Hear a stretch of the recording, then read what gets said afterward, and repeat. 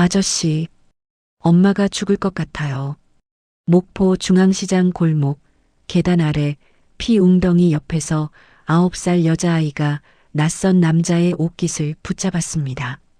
서울에서 사고를 치고 도망치듯 고향으로 내려온 정과자 최재훈.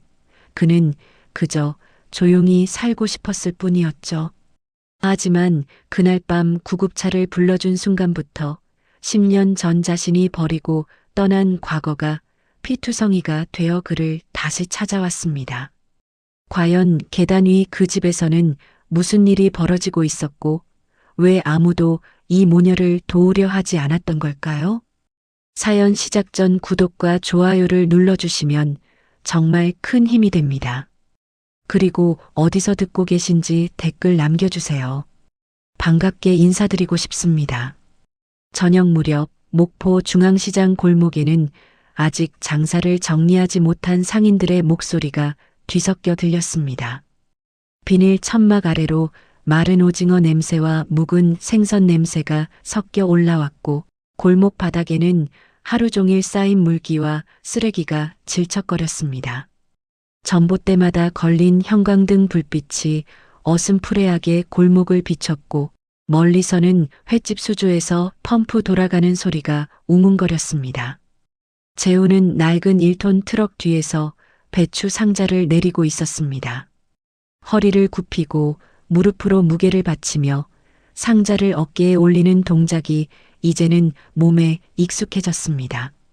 한 달 전만 해도 서울 뒷골목에서 채권자 목덜미를 잡고 다니던 손이었지만 지금은 시장 아주머니들 앞에서 사장님, 배추 왔어요 라는 말이나 하는 손이 되어 있었습니다.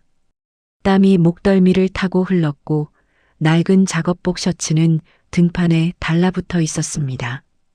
그런데 그때 골목 저편에서 술 취한 남자의 고함 소리가 터져 나왔습니다. 야, 이년아, 문 열어. 지금 당장. 재우는 상자를 내려놓고 고개를 돌렸습니다. 시장 상인 몇 명도 동시에 그쪽을 쳐다봤고 지나가던 할머니 한 분은 혀를 차며 고개를 돌렸습니다. 골목 입구 쪽에서 누군가 욕설을 내뱉는 소리가 또 한 번 들렸고 이어서 무언가 깨지는 소리가 났습니다. 또 저 집이네. 매번 저 난리여. 누군가 낮게 중얼거렸습니다. 재우는 별 관심 없다는 듯 다시 트럭 쪽으로 고개를 돌렸습니다. 이 동네 일에 끼어들고 싶지 않았습니다. 그저 조용히 아무 문제 없이 하루하루 버티는 것만으로도 충분했습니다. 손을 뻗어 다음 상자를 잡으려던 순간이었습니다. 희미하게 들려오는 여자의 목소리가 귀를 파고들었습니다. 살려주세요. 목소리는 가늘고 떨렸고 거의 숨소리에 가까웠습니다. 재훈의 손이 멈칫했습니다. 상자를 든 채로 그대로 굳어버린 그의 시선이 사람들이 모여드는 골목 쪽으로 향했습니다. 상인 몇 명이 천막 사이로 고개를 빼고 뭔가를 보고 있었습니다. 재훈은 상자를 트럭에 내려놓고 무의식적으로 그쪽을 향해 걸어갔습니다. 발걸음이 자꾸 느려졌지만 묘하게 시선을 떼지 못했습니다. 사람들의 시선이 한 방향으로 쏠려 있었고 그 중심에는 좁은 회색 계단이 있었습니다. 애가 보고 있는디 저리 가라가. 비닐 천막 사이로 한 아주머니가 아이의 어깨를 감싸며 뒤로 물러서게 했습니다. 재우는 그 틈 사이로 계단 아래를 봤습니다. 좁은 회색 계단 밑에 쓰러진 사람의 발이 보였습니다. 여자의 발이었습니다. 슬리퍼 한 짝은 벗겨져 계단 아래로 떨어져 있었고 그 옆에는 깨진 소주병 조각들이 흩어져 있었습니다. 그리고 그 사이로 피가 조금씩 번져나가고 있었습니다. 검붉은 피는 계단 틈새를 따라 천천히 흘러내렸고 골목 바닥의 물기와 섞여 희미하게 퍼져나갔습니다. 재우는 숨이 막히는 느낌을 받았습니다. 발목 부근에서 시작된 피 자국은 계단 벽면까지 이어져 있었고 여자의 몸은 거의 움직이지 않았습니다. 숨을 쉬고 있는지조차 확실하지 않았습니다. 그리고 그 옆 계단 그늘 구석에 웅크리고 있는 작은 그림자가 보였습니다. 초등학생쯤 되어 보이는 여자아이가 무릎을 끌어안은 채 떨고 있었습니다. 아이의 손은 계속 떨리고 있었고 작은 입술은 파랗게 질려 있었습니다. 아이는 쓰러진 여자를 바라보며 손을 뻗었습니다. 엄마. 그 목소리는 울음이었습니다. 목포 사투리가 섞인 떨리는 울음이었습니다. 엄마 일어나라잉. 제발 좀. 아이의 목소리가 시장 안에 메아리 쳤습니다. 주변 상인들은 여전히 멀찌감치 서서 쳐다보기만 했습니다. 몇몇은 고개를 돌렸고 몇몇은 한숨을 쉬었습니다. 경찰 부르면 또 골치 아프제. 그 집 남편이 워낙 지랄 같아서 우리가 뭐 어쩌겠노. 재호는 그 자리에 못 박힌 듯 서 있었습니다. 가슴 한가운데를 누군가 주먹으로 내리친 것 같았습니다. 호흡이 가빠졌고 손끝이 차가워졌습니다. 외면하려 했습니다. 이 동네 일에 끼어들지 말자. 그냥 지나가자. 내 일이 아니야. 그렇게 스스로에게 다짐하며 몸을 돌리려 했습니다. 그런데 그때 아이의 손등에 난 작은 흉터가 눈에 들어왔습니다. 손등 위쪽 엄지와 검지 사이에 난 희고 얇은 흉터. 아이가 엄마를 향해 뻗은 손에 그 흉터가 또렷하게 보였습니다. 재호는 무의식적으로 자신의 왼손 손등을 내려다봤습니다. 같은 자리에 같은 모양으로 남아있는 흉터가 있었습니다. 어릴 적 술 취한 아버지가 집어던진 소주병에 맞아 생긴 상처였습니다. 심장이 쿵 하고 내려앉았습니다. 아이가 천천히 고개를 들어 재훈을 바라봤습니다. 눈가는 빨갛게 부어 있었고 눈물이 볼을 타고 흘러내렸습니다. 아이는 재훈을 향해 한 걸음 다가왔습니다. 작은 발이 비틀거렸고 무릎이 꺾일 것처럼 휘청거렸습니다. 아저씨. 아이의 목소리는 간절했습니다. 엄마가 죽을 것 같아요. 그 순간 재훈의 머릿속에 번개처럼 어떤 장면이 스쳐 지나갔습니다. 술 냄새, 깨지는 소리, 엄마의 비명, 그리고 구석에 웅크리고 앉아 떨고 있던 어린 시절의 자신. 엄마 일어나 엄마 하고 울던 자신의 목소리. 그날 밤 아무도 도와주지 않았던 그 골목. 이웃집 불빛은 다 꺼졌고 아무도 문을 열어주지 않았습니다. 재훈은 주먹을 꽉 쥐었습니다. 손톱이 손바닥을 파고들었지만 아프지 않았습니다. 아이는 떨리는 목소리로 계속 말했습니다. 엄마가 또 안 일어나면. 이번엔 진짜로. 아이는 말을 잇지 못하고 울음을 터뜨렸습니다. 어깨가 들썩였고 작은 몸이 흔들렸습니다. 그 울음소리가 골목 안에 울렸고 그 소리에 재훈의 가슴이 무너져 내렸습니다. 아빠가 또. 아이가 중얼거리듯 말했습니다. 그 말이 재훈의 귀에 걸렸습니다. 아빠가 또. 그 말 속에는 수없이 반복되어 온 폭력의 역사가 담겨 있었습니다. 바로 그때 계단 위에서 쾅 하고 문 닫는 소리가 났습니다. 철제 난간이 덜컹거렸고 누군가 계단을 내려오는 발소리가 들렸습니다. 하지만 그 발소리는 계단 중간쯤에서 멈췄고 이내 다시 위로 올라가더니 사라졌습니다. 도망친 것이었습니다. 구급차 불러야 되는 거 아니냐? 한 상인이 중얼거렸지만 아무도 직접 전화하지 않았습니다. 모두가 쳐다보기만 할 뿐이었습니다. 아이가 재훈의 옷깃을 잡았습니다. 작고 차가운 손이 그의 셔츠를 움켜쥐었습니다. 아저씨, 제발이요. 저 혼자선 안 돼요. 아이의 눈에서 눈물이 멈추지 않고 흘러내렸습니다. 재훈은 잠시 괜히 끼어들었다가 봉변당한다는 본능적인 경계심과 싸웠습니다. 서울에서 내려온 이유가 바로 그것이었습니다. 남의 일에 끼어들다가 칼 맞고 쫓기고 결국 고향으로 도망쳐 온 것이었습니다. 또다시 문제에 휘말리고 싶지 않았습니다. 하지만 피 웅덩이와 아이의 떨리는 어깨를 보며 그 옷깃을 잡은 작은 손을 보며 재우는 더 이상 외면할 수 없었습니다. 그는 재빨리 주머니에서 휴대폰을 꺼냈습니다. 손이 떨렸지만 화면을 켜고 119를 눌렀습니다. 여보세요. 목포 중앙시장 자유시장 쪽 골목입니다.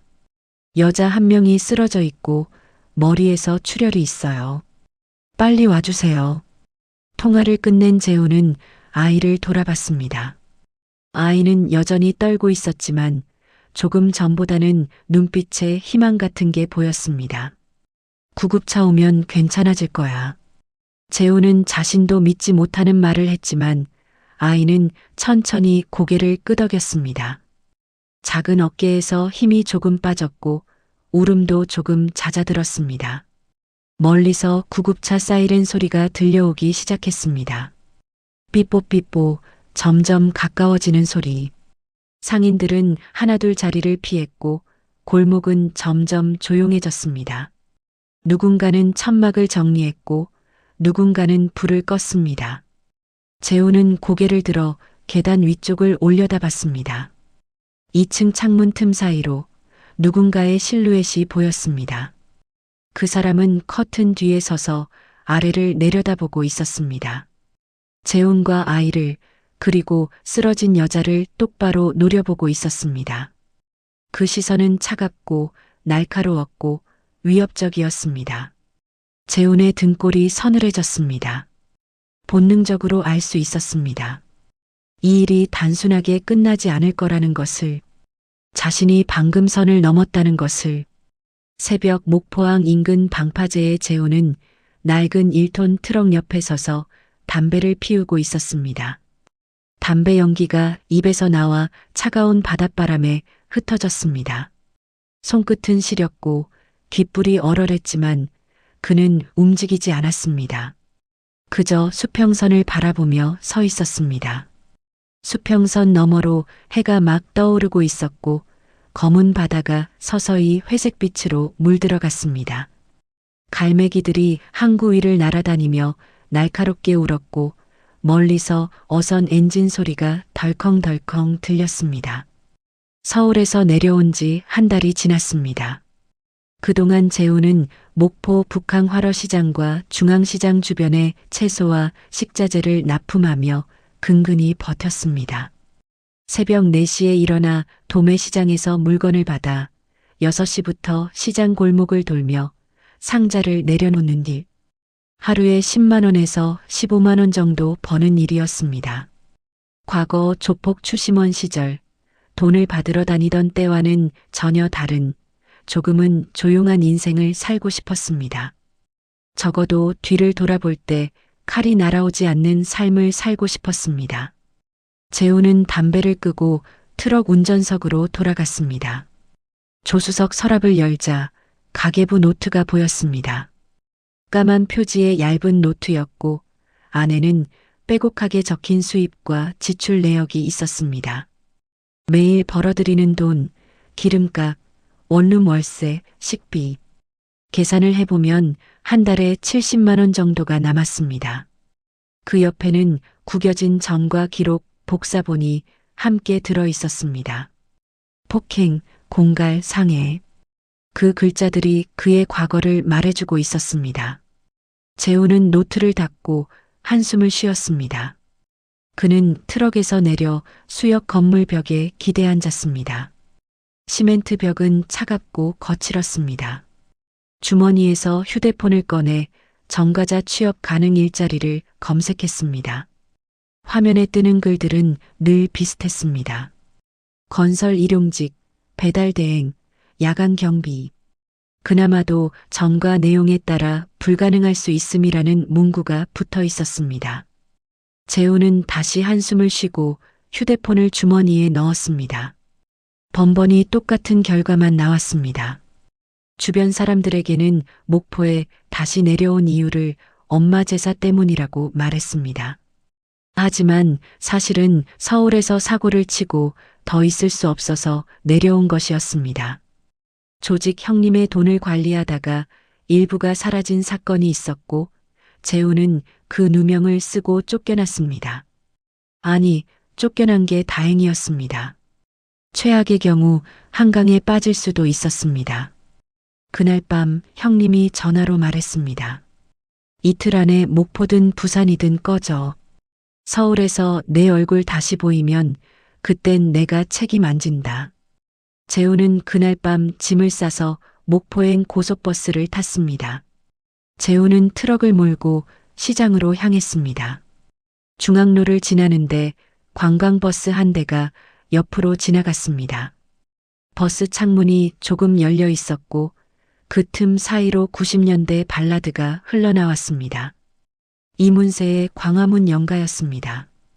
이 거리에 밤이 내리면 그 노래를 듣는 순간 재우는 문득 고등학교 때의 첫사랑을 떠올렸습니다.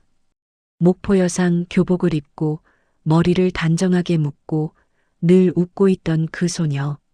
이름은 유리였습니다. 한유리. 그녀는 목포 여상 앞 문구점에서 방과 후 아르바이트를 했고 재우는 매일같이 그 문구점 앞을 지나다니며 그녀를 봤습니다. 유리는 손님에게 늘 밝게 웃었고 공책을 포장할 때도 정성스럽게 테이프를 붙였습니다. 재우는 그 모습이 좋았습니다. 재훈의 시선이 길 오른쪽으로 향했습니다. 목포 여상 앞 문구점이라고 적힌 간판이 스쳐 지나갔습니다. 간판은 색이 발해 있었고 글자 일부는 떨어져 나가 있었습니다. 그 아래를 여고생 몇 명이 교복을 입고 걸어가고 있었습니다. 네이비색 치마에 하얀 블라우스. 그 모습을 보는 순간 재훈은 어설픈 향수와 죄책감이 동시에 올라오는 것을 느꼈습니다. 유리는 어떻게 살고 있을까? 행복할까? 아니면 자신처럼 뭔가를 도망치며 살고 있을까? 재훈은 고개를 돌렸습니다. 과거는 과거였습니다. 돌아갈 수 없는 시간이었습니다. 재훈은 중앙시장 골목에 트럭을 세웠습니다. 사실 하당 쪽 대형마트에 납품하는 게 돈이 더 됐습니다. 물량도 많고 거래도 안정적이었습니다. 하지만 그는 우연히, 아니 일부러 중앙시장 납품일을 고집했습니다. 누가 물어보면 사람 냄새 나는 데가 좋다는 핑계를 댔지만 사실은 혼자 있기 싫어서였습니다. 대형마트는 조용했습니다. 물건만 내려놓고 서류에 도장 찍고 나오면 끝이었습니다. 하지만 시장은 달랐습니다. 사람들이 말을 걸었고 웃었고 가끔 김치 한 봉지를 덤으로 쥐어주기도 했습니다. 시장 상인 중 몇몇은 그를 서울에서 온 트럭 아재 정도로만 알았습니다. 나이도 30 중후반으로 젊고 말수도 적고 일은 깔끔하게 하는 사람. 그 이상도 그 이하도 아니었습니다. 채소 가게 앞에서 배추 상자를 내리는데 가게 사장 아주머니가 말을 걸었습니다. 60대쯤 되어 보이는 아주머니였고 목소리는 굵고 힘이 있었습니다. 사장님, 생각보다 손이 야무지네. 옛날에 뭐 하셨다요? 재우는 잠시 멈칫했다가 웃으며 대답했습니다. 빚독촉 좀 했습니다. 아주머니는 눈을 동그랗게 뜨더니 이내 웃었습니다. 아이고, 요새 사채도 안 하면 못 살지. 그라제. 아주머니는 대수롭지 않게 넘기고 가게 안으로 들어갔습니다. 재우는 속으로 씁쓸하게 웃었습니다. 사람들은 몰랐습니다. 그 빚독촉이 어떤 방식으로 이루어졌는지, 얼마나 많은 사람이 그 과정에서 다쳤는지. 재우는 고개를 저으며 다음 상자를 들었습니다. 저녁이 되자 재우는 원룸으로 돌아갔습니다. 북항 인근의 낡은 다세대 주택 2층, 6평 남짓한 방이었습니다. 계단을 올라가는데 복도 전등이 깜빡거렸고 어디선가 김치찌개 끓는 냄새가 났습니다. 방 안에는 침대 하나, 작은 냉장고, 그리고 접이식 테이블이 전부였습니다. 그는 편의점에서 사온 컵라면과 캔 커피를 테이블 위에 올려놓았습니다. 예전 같으면 소주 한 병을 따서 마셨을 텐데 이제는 술도 끊었습니다. 술을 마시면 과거가 떠올라서 잠을 못 잤습니다. 맞았던 사람들의 얼굴, 비명, 피, 그런 것들이 꿈에 나타났습니다. 재우는 라면에 뜨거운 물을 부으며 벽을 바라봤습니다. 벽에는 낡은 액자가 하나 걸려 있었습니다. 액자 속에는 어린 시절 엄마와 함께 찍은 사진이 한 장 있었습니다. 엄마는 웃고 있었고 어린 재우는 엄마 품에 안겨 있었습니다. 배경은 목포 갓바위 앞이었고 뒤로 바다가 보였습니다. 그 사진 속 엄마의 웃음은 진짜였을까? 아니면 카메라 앞에서만 지은 웃음이었을까? 현우야, 아빠 욕하지 마라. 저 사람도 불쌍한 사람이여. 엄마가 맞으면서도 했던 그 말이 귀에 맴돌았습니다. 재우는 라면 국물을 한 모금 마시고 고개를 저었습니다. 불쌍한 게 아니었습니다. 그냥 폭력적인 사람이었습니다. 자기 분노를 주체 못하는 나약한 사람이었습니다. 다음 날 재우는 시장 골목벽에 붙은 전단을 보고 발길을 멈췄습니다. 실종자 찾습니다라는 제목 아래 흐릿한 여자 사진이 인쇄되어 있었습니다. 사진 속 여자는 30대 중후반쯤 되어 보였고 짧게 자른 머리에 피곤한 표정을 짓고 있었습니다. 그 밑에는 이름과 나이 그리고 목포 주소가 적혀 있었습니다. 성씨가 눈에 들어왔습니다. 한씨였습니다. 익숙한 성씨였습니다. 재훈의 심장이 덜컥 내려앉았습니다. 하지만 그는 일부러 자세히 보지 않고 지나쳤습니다. 고개를 돌리고 발걸음을 빨리 했습니다. 내일이 아니지. 그렇게 혼잣말을 하며 걸었습니다. 하지만 발걸음은 자꾸 느려졌고 마음 한쪽이 불편했습니다. 바로 그때 전날 봤던 피투성이 여자의 장면이 플래시백처럼 머릿속을 스쳤습니다. 계단 아래 쓰러진 여자, 피웅덩이, 깨진 소주병, 그리고 울고 있던 아이의 얼굴, 떨리던 작은 손, 손등의 흉터, 그 장면들이 선명하게 떠올랐고 재우는 걸음을 멈췄습니다. 괜한 일에 끼어들었다. 재우는 스스로를 타박했습니다. 서울에서 도망친 이유가 바로 그거였습니다. 남의 일에 끼어들다가 칼 맞고 쫓기고 결국 고향까지 도망쳐온 것이었습니다. 또다시 문제에 휘말리면 안 됐습니다. 조용히 눈에 띄지 않게 그렇게 살아야 했습니다. 하지만 시장에서 울던 아이 얼굴이 잊히지 않았습니다. 그 간절했던 눈빛, 그 떨리던 목소리. 아저씨, 제발이요. 저 혼자선 안 돼요. 그 말이 귓가에 맴돌았습니다. 그날 밤 원룸 창밖으로 비가 내리기 시작했습니다. 처음에는 가랑비였지만 점점 거세졌습니다. 빗소리가 창문을 두드렸고 골목 아래로 물이 콸콸 흘러내렸습니다. 재우는 침대에 누워 천장을 바라봤습니다. 천장에는 곰팡이 자국이 있었고 형광등이 희미하게 깜빡거렸습니다. 잠이 오지 않았습니다. 아이의 얼굴이 자꾸 떠올랐습니다. 그 아이는 지금 어디 있을까? 엄마는 무사할까? 집에 혼자 있을까? 재우는 결국 일어나 옷을 입었습니다. 후드 점퍼를 걸치고 운동화를 신었습니다. 그리고 문을 열고 밖으로 나갔습니다. 비가 그의 얼굴을 적셨고 찬 빗물이 목덜미를 타고 흘러내렸습니다. 옷은 금방 젖었고 머리카락에서 물이 뚝뚝 떨어졌습니다. 그는 빗속을 걸어 시장 골목으로 향했습니다. 전단지를 다시 찾으러 가는 길이었습니다. 아니, 어쩌면 그 아이를 찾으러 가는 길이었습니다. 늦은 밤 중앙시장 주변은 대부분 문을 닫았지만 몇몇 포장마차와 횟집은 아직 불이 켜져 있었습니다. 주황색 천막 아래로 소주잔 부딪히는 소리와 사람들의 웃음소리가 새어나왔고 멀리서 노래방 기계 소리가 희미하게 들렸습니다. 재우는 후드 점퍼 모자를 눌러 쓴 채 젖은 운동화로 골목을 걸었습니다. 빗물이 신발 안으로 스며들었고 발바닥이 축축하게 젖었습니다. 재우는 전날 본 그 계단 근처를 서성였습니다. 어둠 속에서 계단은 더욱 낡고 위태로워 보였습니다. 녹슨 철제 난간, 깨진 형광등, 벽면에 붙은 곰팡이 자국. 그는 천천히 계단 쪽으로 다가갔습니다. 벽에 붙은 실종 전단 옆에 새로운 종이가 붙어 있는 것을 발견했습니다. 하얀 A사 용지였고 위쪽에 목포경찰서 로고가 인쇄되어 있었습니다.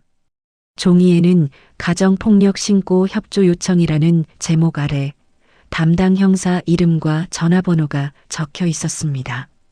재우는 손전등 대신 휴대폰 불빛을 켜고 그 안내문을 읽었습니다. 목격자 제보 시 신원보호보장 24시간 상담 가능 같은 문구들이 적혀 있었습니다. 그 옆에 옅게 남은 피 자국이 아직 지워지지 않은 채 계단에 얼룩져 있었습니다. 비가 내렸지만 완전히 씻겨 내려가지 않았고 검붉은 자국이 시멘트 틈새에 스며들어 있었습니다. 재우는 그 자국을 보며 입술을 깨물었습니다. 이틀 전 일인데도 아직 아무도 제대로 청소하지 않은 것이었습니다. 바로 그때 계단 아래에서 작은 그림자가 움직였습니다. 재우는 반사적으로 뒤돌아봤습니다. 심장이 쿵 뛰었고 손이 주먹으로 쥐어졌습니다. 누군가 앉아 있었습니다. 전날의 그 여자아이였습니다. 낡은 패딩 점퍼를 입고 무릎을 끌어안은 채 종이컵 라면을 들고 앉아 있었습니다. 라면 컵에서 김이 모락모락 올라왔고 아이는 플라스틱 포크로 면을 조금씩 떠먹고 있었습니다. 아이는 재훈을 보자 깜짝 놀라 움찔했습니다. 라면 컵이 손에서 미끄러질 뻔했고 국물이 조금 흘렀습니다. 하지만 곧 아이는 재훈의 얼굴을 알아봤습니다. 눈이 조금 커졌고 입이 벌어졌습니다. 어제 같이 있었던 아저씨죠? 아이의 목소리는 조심스러웠습니다. 재훈은 천천히 고개를 끄덕였습니다. 그리고 아이 옆에 쪼그리고 앉았습니다. 무릎이 시멘트 바닥에 닿았고 찬 기운이 올라왔습니다. 엄마는 어떻게 됐냐? 재훈이 물었습니다. 아이는 라면을 한 입 먹고 천천히 대답했습니다. 병원에 있어요. 근데 아빠가 또 화낼까봐. 아이는 말을 흐렸습니다. 눈치를 보며 주변을 둘러봤습니다. 계단 위쪽 창문을 쳐다봤다가 다시 고개를 숙였습니다. 그 모습을 보는 재훈의 가슴이 먹먹해졌습니다. 9살짜리 아이가 밤 11시가 넘은 시각에 계단 아래서 혼자 라면을 먹으며 아버지 눈치를 보고 있었습니다. 아이는 라면 국물을 한 숟갈 삼키고 조심스럽게 재훈을 올려다봤습니다. 아저씨 구급차 불러줘서 고마워요. 목소리에는 진심이 담겨 있었습니다. 쑥스러운 듯 고개를 숙였지만 귀가 빨개진 것이 보였습니다. 재훈은 아니다라고 말하려다 그냥 고개를 끄덕였습니다. 그냥 할 일 한 거다. 그렇게 말했지만 그의 시선은 아이의 얼굴에 머물렀습니다. 아이의 눈 밑에 멍 자국이 있었습니다. 노랗게 변한 멍이었고 며칠은 된 것 같았습니다. 재훈의 속이 뒤틀렸습니다. 주먹이 저절로 쥐어졌고 턱 근육이 긴장했습니다. 아이는 라면을 다 먹고 빈 컵을 옆에 놓았습니다. 그리고 무릎을 다시 끌어안으며 조용히 말했습니다. 근데 엄마가요, 어릴 때부터 늘 그 말만 했어요. 너는 절대 이런 집에서 살지 말라고. 아이는 그 말을 툭 던지듯 했습니다. 마치 오래전부터 들어왔던 익숙한 주문처럼 말했습니다. 재훈은 그 말을 듣는 순간 온몸이 굳었습니다. 술 취한 아버지가 엄마의 머리채를 잡고 끌고 다니던 기억이 떠올랐습니다. 구석에 숨어서 떨고 있던 어린 자신. 그리고 다음 날 아침 얼굴이 부은 채 아침밥을 차려주던 엄마.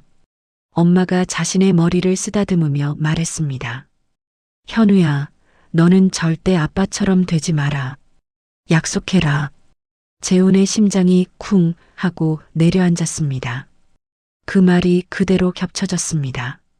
너는 절대 이런 집에서 살지 마라.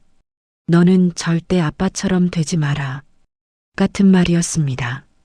같은 절망이었습니다. 아이가 손등을 극적였습니다. 패딩 소매가 올라가며 그 위에 작은 흉터가 드러났습니다. 하얗고 가느다란 흉터. 재훈은 그 흉터를 보고 소름이 돋았습니다. 어릴 적 자신이 유리 파편에 베었던 자리와 똑같은 위치였습니다. 왼손 손등, 엄지와 검지 사이. 그날 밤 아버지가 던진 소주병이 벽에 부딪혀 깨졌고 파편이 자신의 손을 스쳤습니다. 재훈은 자신의 손등을 내려다봤습니다. 똑같은 자리에 똑같은 흉터가 있었습니다. 아이가 계속 말했습니다. 엄마가 어릴 때 이 동네에서 살았대요. 고등학교 때까지 목포여상 다녔다고. 그 순간 재훈의 숨이 멎었습니다. 목포여상? 그 단어가 귓속을 울렸습니다. 심장이 빠르게 뛰기 시작했고 손바닥에 땀이 났습니다. 재훈은 순간 첫사랑의 이름을 마음속에서 떠올렸습니다. 한유리. 하지만 그 이름을 입 밖으로 꺼내지 못했습니다. 목이 메었고 혀가 굳었습니다. 너 엄마 이름이 뭐냐? 재훈이 떨리는 목소리로 물으려던 순간 아이가 다시 입을 열었습니다. 근데 엄마가요, 옛날에 좋아하던 사람이 목포에 다시 온 것 같다고. 아이가 말을 이어가려던 찰나였습니다. 시장 입구 쪽에서 거친 남자들의 웃음소리가 들렸습니다.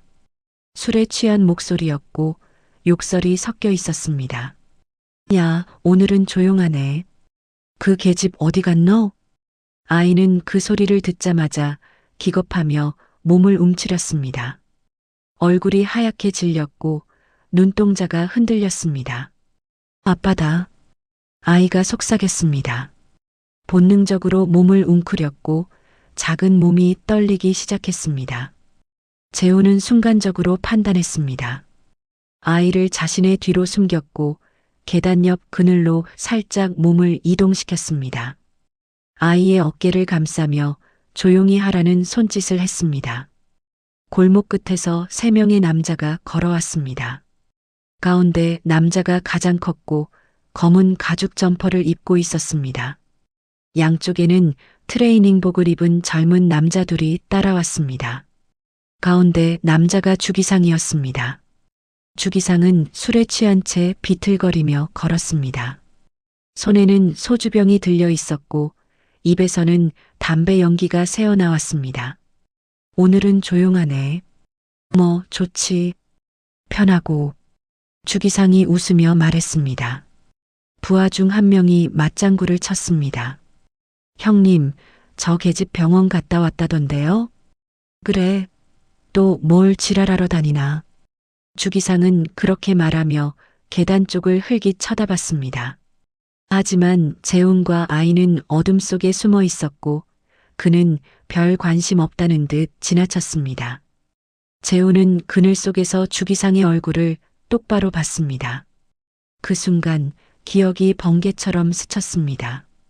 그 얼굴, 그 목소리, 예전 조폭 시절 같은 조직에 있었던 남자, 늘 재훈을 시기했고 뒤통수를 치려 했던 라이벌, 주기상. 그 이름이 입술 끝에서 맴돌았습니다. 재훈의 온몸이 긴장했습니다. 이 일이 절대 가볍지 않다는 것을 직감했습니다. 단순한 가정폭력 사건이 아니었습니다. 과거와 현재가 얽혀 있었고 자신이 발을 뺄 수 없는 사건이었습니다. 주기상 일행이 골목 끝으로 사라질 때까지 재훈과 아이는 숨죽이며 기다렸습니다.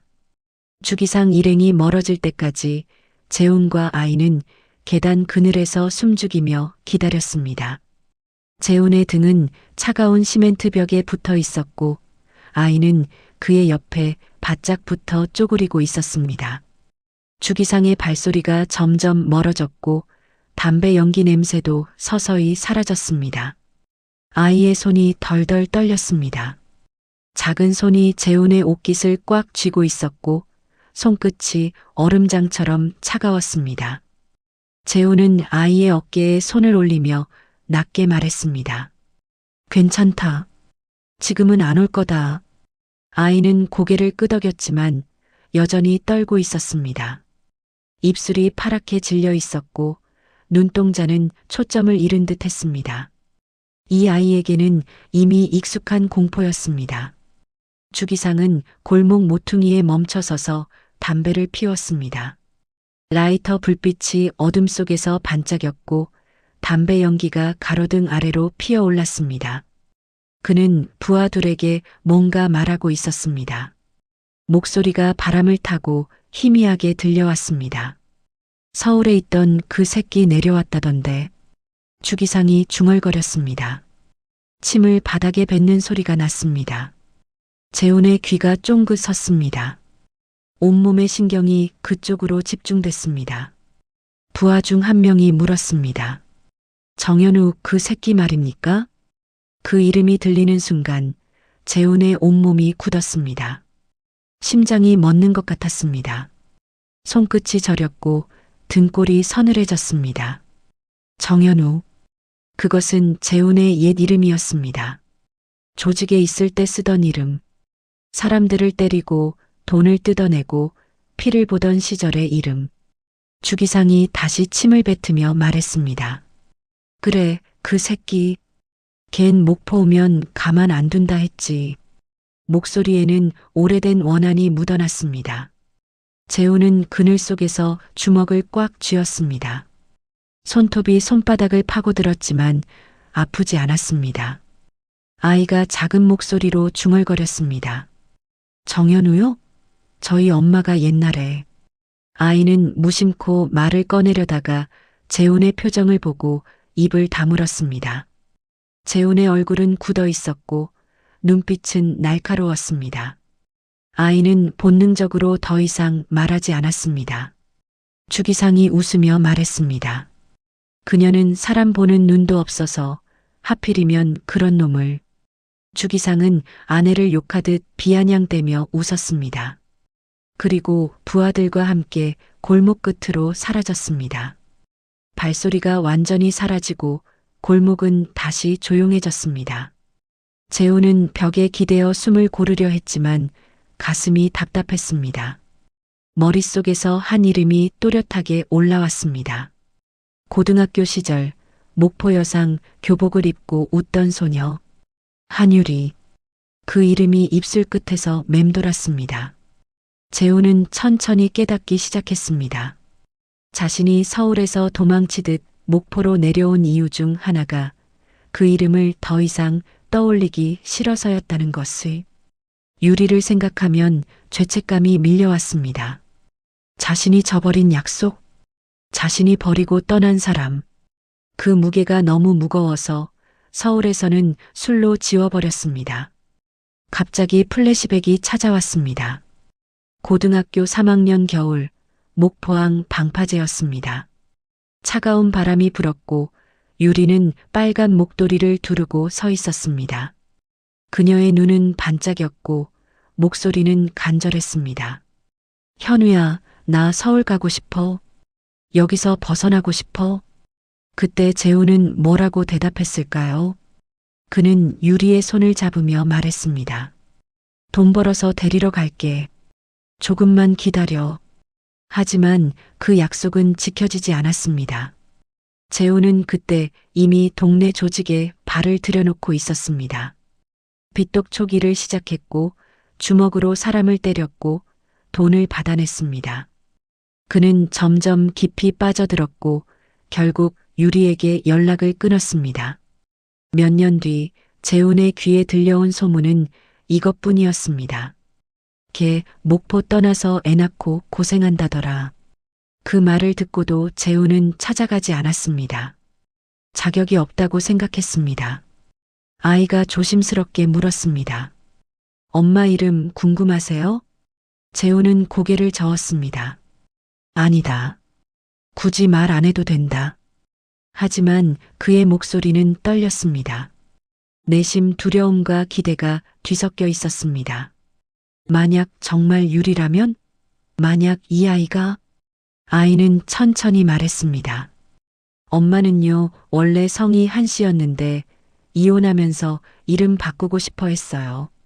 한씨. 그 성씨가 재훈의 심장을 찔렀습니다. 한유리. 틀림없었습니다. 재훈의 입술이 바짝 말랐고 손이 떨렸습니다. 아이의 낡은 가방에 학원 스티커가 붙어 있었습니다. 재훈은 그 스티커를 봤습니다. 강하늘이라는 이름이 또렷하게 적혀 있었습니다. 하늘. 그 이름을 보는 순간 재훈은 또 한 번 멈칫했습니다. 아이가 설명했습니다. 저는 강하늘이에요. 엄마가 하늘만은 이런 집에서 살지 말라고 해서. 하늘. 서울 하늘. 재훈은 과거를 떠올렸습니다. 방파제에서 유리와 함께 하늘을 올려다보며 했던 이야기. 서울 하늘은 여기보다 높을까? 당연하지. 빌딩이 높으니까. 두 사람은 웃었고 유리는 말했습니다. 우리 나중에 서울 가면 하늘 보러 가자. 재훈의 심장이 철렁 내려앉았습니다. 이 아이의 이름이 하늘인 건 우연이 아니었습니다. 갑자기 아이의 배에서 꾸르륵 소리가 났습니다. 아이는 순간 얼굴이 빨개지며 배를 움켜쥐었습니다. 창피한 듯 고개를 숙였습니다. 재훈은 일어서며 말했습니다. 라면만 먹지 말고 밥도 좀 먹어라. 가자. 재훈은 아이를 데리고 시장 통닭집으로 갔습니다. 시장은 늦은 시간이었지만 김복녀 사장의 통닭집은 아직 불이 켜져 있었습니다. 문을 열고 들어가자 따뜻한 기름 냄새와 치킨 튀기는 소리가 났습니다. 복녀 사장이 하늘을 보며 말했습니다. 하늘이네. 또 혼자 다니냐? 하늘은 고개를 숙이며 대답하지 않았습니다. 복녀 사장은 한숨을 쉬며 치킨을 튀기기 시작했습니다. 재훈과 하늘은 구석자리에 앉았습니다. 벽에 걸린 TV에서는 뉴스가 흘러나왔습니다. 앵커가 심각한 표정으로 말했습니다. 목포 지역 가정폭력 사건이 증가하면서 경찰의 단속이 강화되고 있습니다. 화면이 바뀌며 CCTV 영상이 나왔습니다. 흐릿한 화면이었지만 중앙시장 계단 앞이 보였습니다. 그리고 그 화면 구석에 이틀 전 밤의 장면이 흐릿하게 잡혀 있었습니다. 쓰러진 여자, 그리고 옆에 서 있는 남자의 뒷모습. 재훈은 그 화면을 보며 굳었습니다. 자신의 뒷모습이었습니다. 통닭집 복녀 사장이 하늘을 보며 물었습니다. 또 혼자 다니냐, 하늘아? 엄마는? 하늘은 대답을 회피했습니다. 고개를 숙인 채 손만 꼼지락거렸습니다. 작은 손가락이 테이블 위에 놓인 물컵을 만지작거렸습니다. 복녀 사장은 그 모습을 보며 한숨을 쉬었습니다. 그 집 사정은 다 알지만 애는 무슨 죄냐? 복녀 사장은 중얼거리며 주방으로 들어갔습니다. 치킨이 튀겨져 나오자 그녀는 접시에 담으며 평소보다 몇 조각을 더 얹어 주었습니다. 날개와 다리를 추가로 올렸고 무도 한 움큼 더 담았습니다. 많이 먹어라, 하늘아. 잘하는 애가 밥은 먹어야지. 하늘은 작은 목소리로 감사합니다라고 말하고 치킨을 한 입 베어 물었습니다. 바삭한 소리가 났고 아이의 얼굴에 잠깐 환한 표정이 떠올랐습니다. 재훈은 그 모습을 보며 가슴 한쪽이 뜨거워지는 것을 느꼈습니다. 아이가 치킨 한 조각을 먹으며 행복해하는 모습, 그것이 얼마나 소박하고 얼마나 슬픈 행복인지 알 수 있었습니다. 바로 그때 통닭집 문이 와르르 열리며 남자 한 명이 들어왔습니다. 40대 중반쯤 되어 보이는 남자였고 회색 점퍼에 청바지를 입고 있었습니다. 얼굴은 둥글고 머리는 반백이었습니다. 그는 가게 안을 둘러보다가 재훈을 발견하고 눈이 커졌습니다. 야, 정현우 아니냐? 그 남자가 큰 소리로 외쳤습니다. 재우는 순간 굳었습니다. 심장이 쿵 내려앉았고 손에 힘이 들어갔습니다. 그 목소리, 그 얼굴, 중학교 동창이었습니다. 이름은 박인수. 같은 반이었고 가끔 PC방에서 게임도 같이 하던 친구였습니다. 인수는 재훈에게 다가오며 손을 내밀었습니다. 얼굴에는 반가움과 경계가 반반씩 섞여 있었습니다. 야, 진짜 너 맞네. 서울에서 잘 나간다더니 왜 여기 내려왔냐? 재훈은 천천히 손을 내밀어 악수했습니다. 인수의 손은 거칠었고 손바닥에 굳은 살이 박혀 있었습니다. 일 많이 하는 사람의 손이었습니다. 그냥 사람 좀 그만 때리고 싶어져서. 재훈은 농담처럼 말했습니다. 하지만 인수의 표정이 굳었습니다. 웃음기가 사라지고 눈빛이 날카로워졌습니다. 진담이냐, 농담이냐? 재훈은 대답하지 않았습니다. 그저 쓴웃음만 지었습니다. 인수는 한숨을 쉬며 재훈 맞은편에 앉았습니다. 통닭집 복녀 사장이 하늘에게 물었습니다. 하늘아, 엄마는 요즘도 중앙시장 뒤에서 일하냐? 하늘은 치킨을 씹으며 힘없이 대답했습니다. 네. 목소리에는 기운이 없었습니다. 복녀 사장은 고개를 저으며 주방으로 돌아갔습니다. 인수는 재훈을 보며 낮은 목소리로 말했습니다. 너 주기상 그 자식 알지? 재훈은 고개를 끄덕였습니다. 인수가 계속 말했습니다. 그 자식 아직도 사람 패고 다닌다. 너랑 같은 조직 출신이었잖아. 한때는 라이벌이기도 했고. 그 말에 재훈의 온몸이 긴장했습니다. 라이벌? 맞았습니다. 주기상은 늘 재훈을 시기했습니다. 조직 안에서 형님들의 신임을 받는 것도, 싸움을 잘하는 것도, 돈을 잘 받아오는 것도 늘 재훈이 앞섰습니다. 주기상은 그것을 참지 못했습니다. 재훈은 그 말을 듣고 깨달았습니다. 이 사건이 단순한 동네 가정사가 아니라는 것을, 자기 과거와 얽혀 있는 복잡한 문제라는 것을. 주기상이 자신을 알아보면 이 일은 더 꼬일 것이었습니다. 하늘은 치킨을 몇 조각 더 먹다가 어느새 졸음이 왔는지 식탁에 엎드렸습니다. 작은 머리가 팔 위에 떨어졌고 숨소리가 고르게 들렸습니다. 잠든 것이었습니다. 재훈은 하늘의 머리를 살며시 받쳐주었습니다. 손바닥에 아이의 따뜻한 체온이 전해졌습니다. 아이가 이렇게 지친 이유가 궁금했습니다. 몇 시간이나 잠을 못 잔 걸까? 집에서는 편히 잘 수 있기는 한 걸까? 벽에 걸린 TV에서 뉴스가 계속 흘러나왔습니다. 앵커가 말했습니다.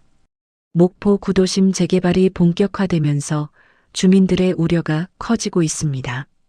화면이 바뀌며 지도가 나왔습니다. 중앙시장과 자유시장 일대가 빨간색으로 표시되어 있었고 아래에 강제철거 우려 자막이 깔렸습니다. 재개발 구역이 선명하게 보였고 그 안에는 수백 채의 낡은 주택들이 포함되어 있었습니다. 복녀 사장이 주방에서 나오며 중얼거렸습니다. 저 집 남편이 보상금 노리고 요새 더 난리라는 소문이요. 재훈이 물었습니다. 어떤 집이요? 복녀 사장은 창밖을 가리켰습니다. 계단 골목 위쪽 낡은 2층 집이 보였습니다. 페인트가 벗겨진 벽, 녹슨 난간, 깨진 창문. 하늘의 집이었습니다. 저 집이요. 명의가 엄마 이름이랑 딸 이름으로 돼 있다 카더라. 그래서 남편이 보상금 받으려고 둘을 못 나가게 붙잡아 두는 거라고. 재훈은 그 집을 바라봤습니다. 가슴이 답답했고 주먹이 저절로 쥐어졌습니다. 인수가 재훈에게 경고했습니다. 야, 괜히 끼어들지 마라. 주기상은 예전보다 더 지랄 같아졌다. 칼도 잘 쓰고. 재훈은 대답하지 않았습니다. 그저 잠든 하늘을 내려다볼 뿐이었습니다. 밤이 깊어갔습니다. 시계는 자정을 넘기고 있었습니다. 재우는 하늘을 깨울까 고민하다가 그냥 업기로 했습니다. 집까지 데려다 줄게. 재훈이 하늘을 조심스럽게 업었습니다. 아이는 깊이 잠들어 있었고 몸은 가벼웠습니다. 너무 가벼웠습니다. 마른 것 같았습니다. 하늘은 비몽사몽간에 중얼거렸습니다. 아저씨 엄마가 현우라는 사람 얘기 자주 했어요. 그 이름을 듣는 순간 재우는 발걸음을 멈췄습니다. 골목 한가운데 서서 자신의 어깨에 기대자는 아이의 얼굴을 바라봤습니다. 가로등 불빛 아래 아이의 얼굴이 평화로워 보였습니다. 현우, 자신의 옛 이름, 유리가 그 이름을 기억하고 있었다는 것, 아이에게까지 그 이야기를 했다는 것, 재훈의 눈가가 뜨거워졌습니다. 골목 입구를 지날 때 동네 주민 둘이 이야기를 나누고 있었습니다. 그 집도 경찰 왔다 갔더라. 애는 어쩌냐, 참말로. 두 사람은 고개를 저으며 지나갔습니다. 재훈은 계단을 올라 하늘의 집 앞에 도착했습니다. 문고리에는 긁힌 자국이 여러 개 있었고 문 옆에는 관리비 연체 딱지가 붙어 있었습니다. 빨간 글씨로 3개월치 연체라고 적혀 있었습니다. 재훈은 하늘을 조심스럽게 문 앞에 내려놓았습니다. 벨을 누르려다가 멈췄습니다. 안에서 아무 소리도 들리지 않았습니다. 불빛도 새어나오지 않았습니다. 바로 그때 계단 아래 어둠 속에서 누군가의 시선이 느껴졌습니다. 재훈은 재빨리 고개를 돌렸습니다. 골목 끝 그늘에 누군가 서 있었습니다. 담배 불빛이 반짝였다가 사라졌습니다. 재훈의 등골이 서늘해졌습니다. 재훈은 하늘을 깨우지 않기 위해 조심스럽게 문 손잡이를 잡았습니다. 문을 밀어보니 의외로 잠겨 있지 않았습니다. 삐걱 하는 소리와 함께 문이 천천히 열렸습니다. 녹슨 경첩에서 소리가 났고 그 소리가 어둠 속에 울렸습니다. 문이 열리자마자 지독한 냄새가 코를 찔렀습니다. 썩은 술 냄새와 곰팡이 냄새가 섞여 올라왔고 그 사이로 알 수 없는 약 냄새까지 났습니다. 재훈은 인상을 찌푸리며 안으로 들어갔습니다.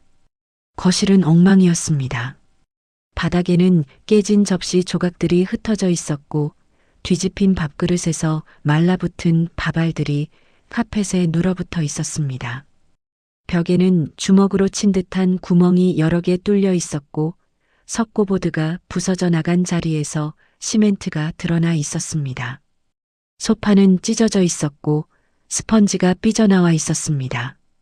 재훈은 방 안을 둘러봤습니다.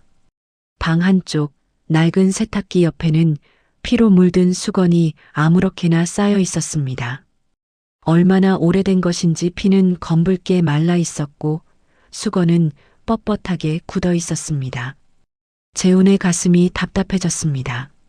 안방 문이 반쯤 열려 있었습니다. 재훈은 하늘을 아는 채 조심스럽게 안을 들여다봤습니다. 침대 위에는 구겨진 이불이 있었지만 사람은 없었습니다. 전날 시장에서 실려간 여자 유리의 자리가 휑하게 비어 있었습니다. 베개에는 얼룩이 져 있었고 시트는 찢어져 있었습니다. 하늘이 반쯤 잠에서 깨어났습니다. 눈을 비비며 고개를 들었습니다. 엄마. 아이는 집안을 두리번거렸습니다. 엄마를 찾는 눈빛이었습니다. 거실을 보고 안방을 보고 다시 거실을 봤습니다. 점점 불안한 표정이 되어갔습니다. 재훈은 하늘을 소파에 조심스럽게 앉히며 말했습니다.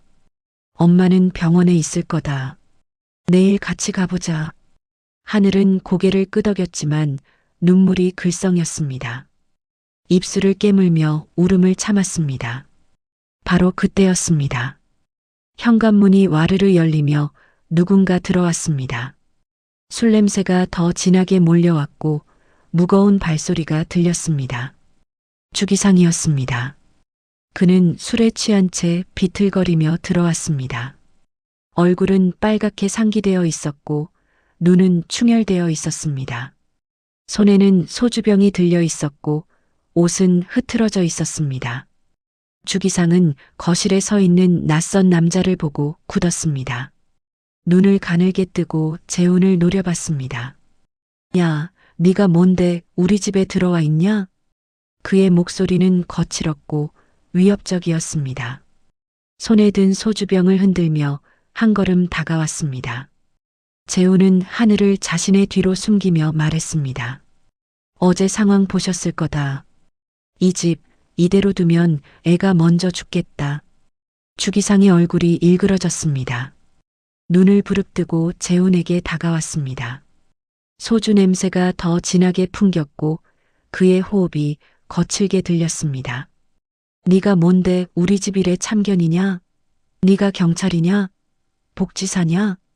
하늘이 재훈 뒤에서 떨며 울부짖었습니다. 아빠 그만해.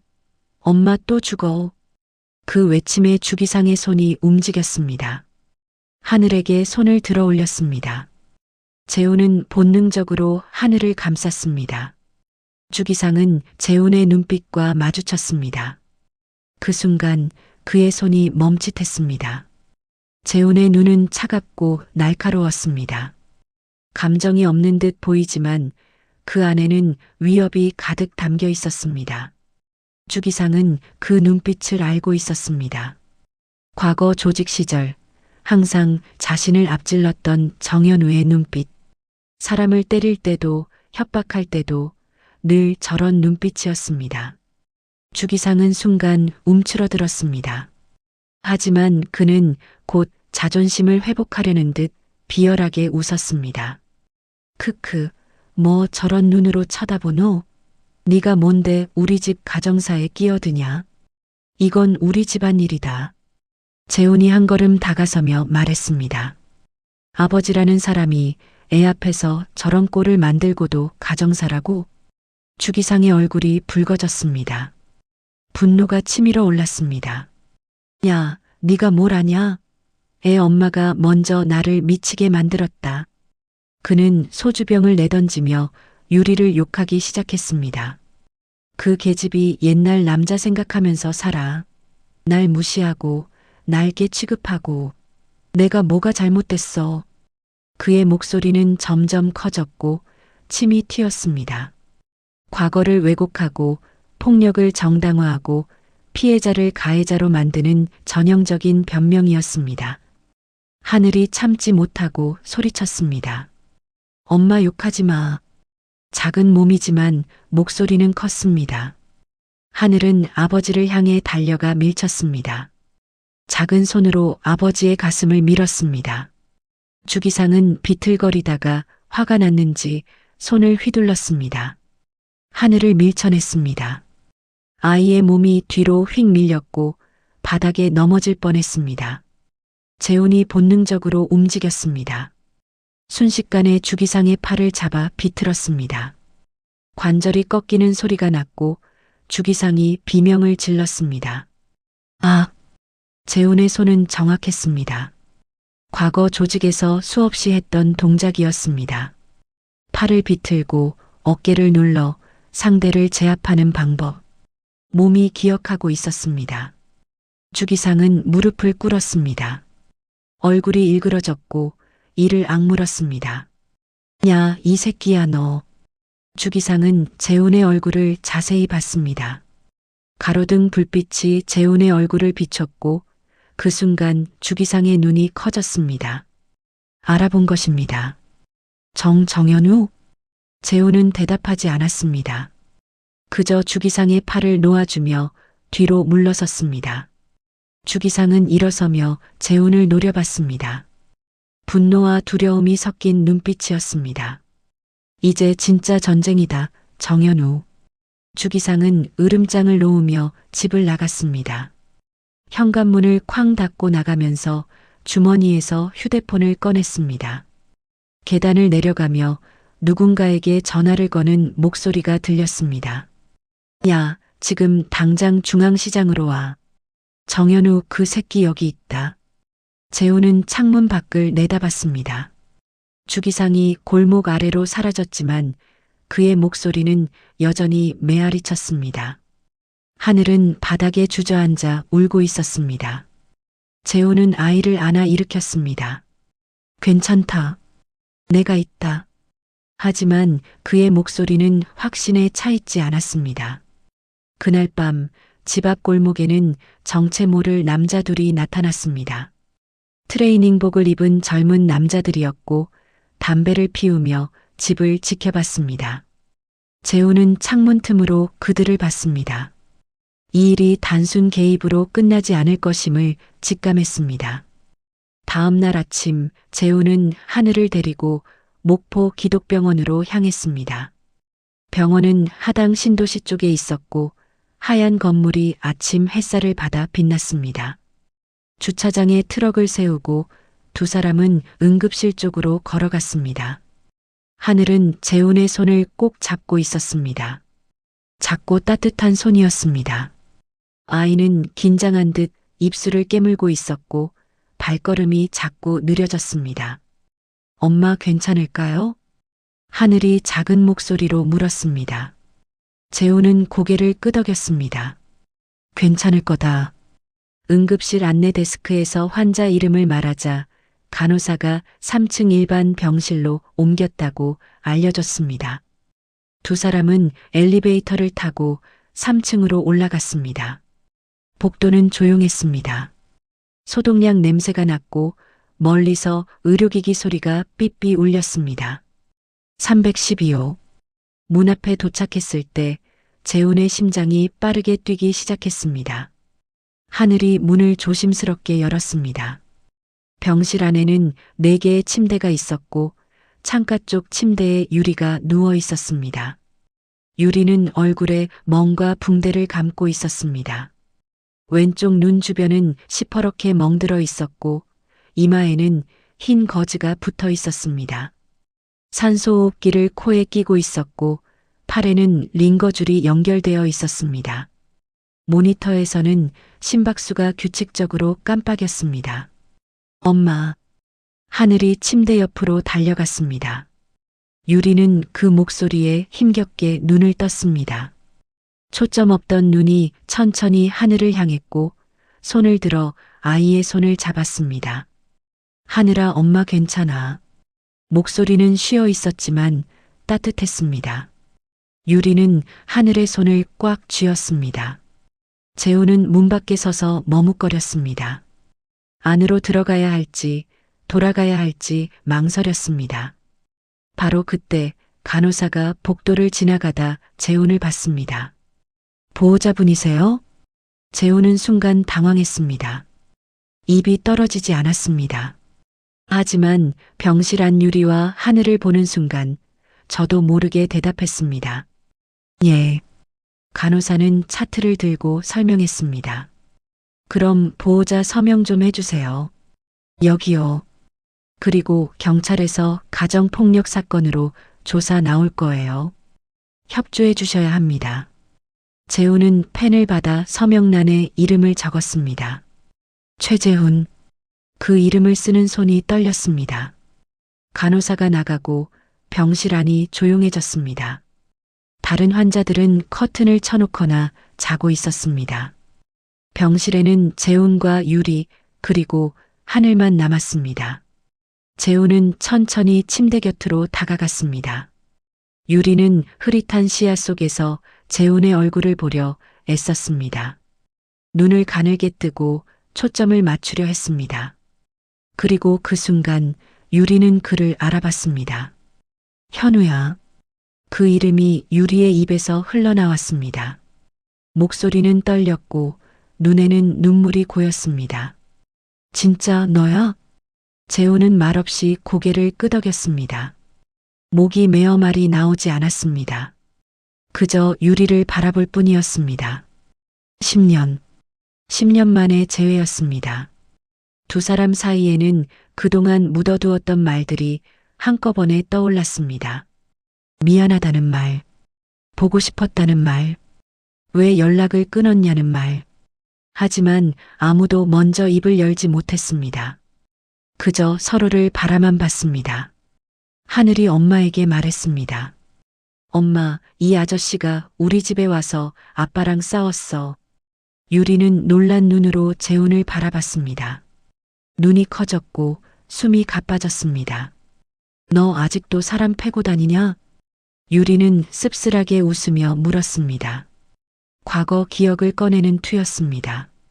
재훈이 조직에 들어가던 날, 처음으로 싸움에 휘말렸던 날, 그녀에게 거짓말하던 날들이 떠올랐습니다.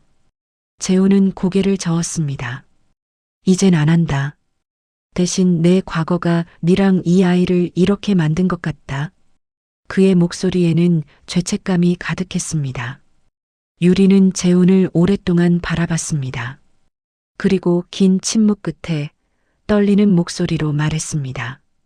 하늘 내 딸이야. 그 순간 세상이 멈춘 것 같았습니다. 재훈의 심장이 쿵 하고 내려앉았습니다. 귀가 멍해졌고 눈앞이 흐려졌습니다. 설마. 재훈은 부정하려 했습니다. 하지만 유리는 또렷하게 말했습니다. 서울 올라갔을 때부터였어. 너랑 마지막으로 만났던 그 겨울. 2015년 12월. 유리는 정확한 날짜까지 기억하고 있었습니다. 재훈은 그날을 떠올렸습니다. 서울역 근처 작은 여관. 추운 겨울밤. 그게 마지막이었습니다. 그 뒤로 재훈은 조직 일에 깊이 빠져들었고 유리에게 연락을 끊었습니다. 유리는 침대 옆 서랍을 열었습니다. 손이 떨렸지만 서랍 안에서 봉투 하나를 꺼냈습니다. 주민등록 서류와 낡은 편지 한 통이 들어 있었습니다. 하늘이 태어났을 때 받은 서류야. 생년월일 봐. 재훈은 서류를 받았습니다. 손이 떨려 글자가 흔들렸습니다. 2016년 9월 15일. 계산이 맞았습니다. 그의 딸이었습니다. 편지는 노랗게 발에 있었습니다. 봉투에는 정현우에게라고 적혀 있었지만 주소는 없었습니다. 한 번도 보내지 못한 편지였습니다. 재훈은 편지를 꺼내 읽었습니다. 현우야, 나 혼자라도 키워볼게. 하지만 이 아이에게만은 내 과거를 물려주고 싶지 않아. 이 아이만큼은 폭력 없는 세상에서 살게 해줄게. 글자가 흐려졌습니다. 재훈의 눈에서 눈물이 흘러내렸습니다. 그는 편지를 읽으며 자신이 연락을 끊고 도망친 10년이 그녀와 아이에게 어떤 시간을 남겼는지 상상했습니다. 혼자 아이를 낳고 혼자 키우고 폭력적인 남자에게 다시 붙잡혀 살았을 그녀의 시간. 재훈은 고개를 떨구며 말했습니다. 미안하다. 유리는 계속 말했습니다. 주기상은 알면서도 모른 척했어. 하늘이가 자기 딸이 아니란 걸 알았어. 그런데도 날 붙잡은 건 돈 때문이야. 재개발 보상금이 나랑 하늘이 이름으로 돼 있거든. 그게 2억 정도 된대. 그제야 모든 퍼즐이 맞춰졌습니다. 주기상이 유리를 놓아주지 않는 이유, 폭력을 써가며 묶어두는 이유, 보상금이었습니다. 하늘은 두 사람의 대화를 듣고 있었습니다. 어렴풋이 이해하면서도 믿기지 않는다는 표정이었습니다. 아이는 떨리는 목소리로 물었습니다. 그럼 아저씨가 진짜 제 아빠예요? 재훈은 대답 대신 하늘의 머리를 쓰다듬었습니다. 작고 부드러운 머리카락이 손끝에 닿았습니다. 미안하다. 미안하다. 그 말만 반복했습니다. 다른 말은 나오지 않았습니다. 병실 문 밖 복도에서 형사 한 명이 유리의 침상 차트를 들여다보고 있었습니다. 서동진 형사였습니다. 그는 차트를 보며 중얼거렸습니다. 이 집 생각보다 큰 사건이겠는데. 그는 수첩을 꺼내 메모했습니다. 주기상, 재개발 조합, 보상금, 가정폭력, 그리고 새로 나타난 남자, 최재훈. 병원 복도 끝 창가에 재훈은 혼자 서 있었습니다. 창밖으로 목포 바다가 보였습니다. 오후 햇살을 받아 반짝이는 바다. 멀리 유달산이 보였고 그 아래로 구도심의 낡은 건물들이 빼곡히 들어차 있었습니다. 재우는 주머니에서 담배를 꺼냈습니다. 손에 쥐고 라이터를 만지작거렸습니다. 하지만 불을 붙이지 않았습니다. 그냥 담배를 바라보다가 다시 주머니에 넣었습니다. 병원이었고 아이가 있었습니다. 지금이라도 서울로 도망갈까? 그 생각이 머릿속을 스쳤습니다. 트럭을 몰고 고속도로를 타고 서울로 올라가는 것. 아니면 부산이든 어디든 가는 것. 주기상에게서 멀어지는 것. 이 복잡한 문제에서 벗어나는 것. 하지만 동시에 다른 생각도 올라왔습니다. 하늘을 이 지옥에서 꺼내야 한다. 그 책임감이 가슴을 짓눌렀습니다. 자신의 딸, 10년 동안 모르고 살았던 딸, 폭력 속에서 자라고 있는 딸, 그 아이를 두고 도망칠 수 있을까? 재훈의 머릿속에 과거가 떠올랐습니다. 15살 때 술 취한 아버지가 엄마를 때리던 밤, 재훈은 참지 못하고 아버지에게 달려들었습니다. 주먹을 휘둘렀고 얻어맞았고 결국 집에서 쫓겨났습니다. 그날 밤부터 재훈은 친구 집을 전전하며 잤습니다. 엄마를 두고 도망친 것이었습니다. 1년 뒤 엄마가 돌아가셨다는 소식을 들었습니다. 계단에서 굴러 떨어졌다고 했지만 재훈은 알고 있었습니다. 아버지가 밀었다는 것을, 그리고 자신이 있었다면 막을 수 있었을지도 모른다는 것을. 그 죄책감은 지금까지 재훈을 따라다녔습니다. 술로 지우려 했지만 지워지지 않았고 폭력으로 덮으려 했지만 더 커졌습니다. 이번에는 달라야 했습니다. 도망치지 말아야 했습니다. 재훈은 복도 벤치 쪽을 바라봤습니다. 하늘이 거기 앉아 있었습니다. 병실안 유리를 걱정스럽게 바라보고 있었습니다. 작은 손은 무릎 위에 놓여 있었고 발은 공중에 매달려 있었습니다. 너무 작은 아이였습니다. 재훈이 하늘 옆에 앉았습니다. 벤치가 삐걱거렸고 하늘이 고개를 돌려 재훈을 봤습니다. 아이의 눈은 불안해 보였지만 동시에 무언가를 기대하는 듯 했습니다. 하늘이 조심스럽게 입을 열었습니다. 아저씨 아니, 아빠라고 불러도 돼요? 그 한마디에 재훈의 가슴이 무너져 내렸습니다. 눈가가 뜨거워졌고 목이 메었습니다. 하지만 그는 바로 대답하지 못했습니다. 그 단어가 너무 무거웠습니다. 아빠, 아버지, 아버지라는 말 나한테 어울릴까? 재훈은 쓴웃음을 지으며 피하려 했습니다. 하지만 하늘은 진지하게 대답했습니다.